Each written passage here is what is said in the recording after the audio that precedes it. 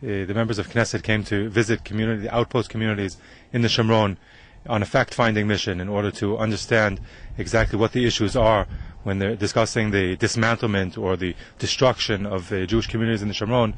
They came out to realize what the facts are here. Members of the Judea and Samaria subcommittee of the Knesset Foreign Affairs and Defense Committee toured Judea and Samaria communities as guests of Shomron Regional Council head Gershon Mesika. We joined the delegation in the community of Rechelim, where they learned about the situation of the town. There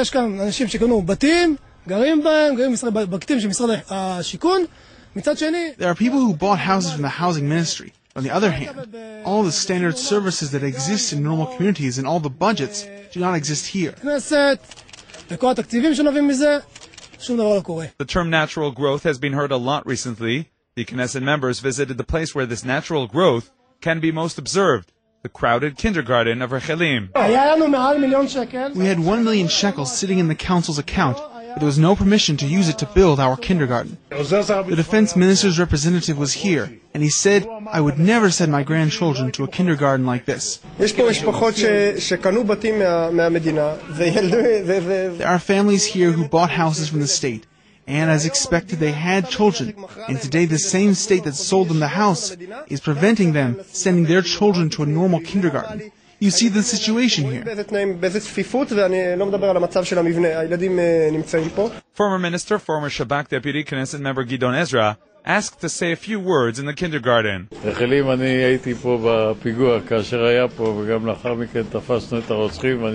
was here in Rechalim when the deadly terror attack occurred, in response to which the community was established, and we eventually caught the terrorists. I'm aware of the strategic value of Rechalim. I am full of admiration to the residents of Judea and Samaria. They are the best of the best. If only we could settle the whole Negev with families like these.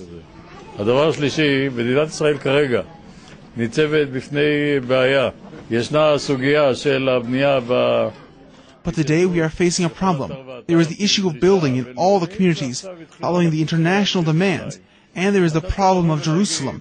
You must come and determine what you do and what you don't do. I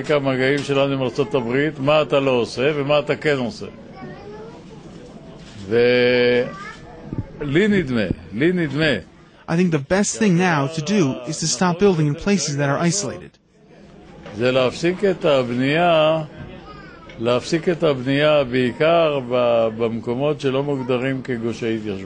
delegation continued from Rechelim to Nefei Nehemiah, where an official subcommittee meeting was held.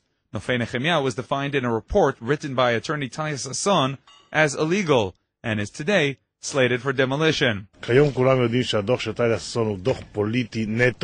Today everyone knows the Talia Sasson report is 100% political. She's the 7th place in the ultra-left Meretz party. Whoever made the settlers who are the spirit of the nation to criminals did something wicked, which today is receiving a response. One of the interesting statements made during the meeting was by Knesset member Gidon Ezra, who came out against the proposed relocation of the community of Migron to the community of Adam near Jerusalem. His reasoning emphasized his intentions regarding the entire settlement enterprise. To transfer the residents of Migron to Adam, whose future is not clear in a permanent agreement, might be a waste of money. It is not reasonable to evacuate them twice. There are those who go according to the methods of stages, first private lands, then the illegal outposts, and then the big communities and cities. This must be stopped at the first house they come to evict. His statement was sincere. He says, I would evacuate them to Adam, because I want to evacuate not only Migron, but everything. That is why we must not evacuate Migron, and not anywhere else. The tour may have not changed the political views of its participants. Nevertheless, it is considered significant that an official governmental meeting took place in what is termed the illegal outpost, Nefei Nehemiah. Everyone who comes out and visits the community and meets the people, sees the children and the infrastructure here, leaves with a different feeling and understands that these are permanent communities. There is a very clear declaration here. The Foreign Affairs and Defense Committee comes here understanding the Zionist dream continues here. The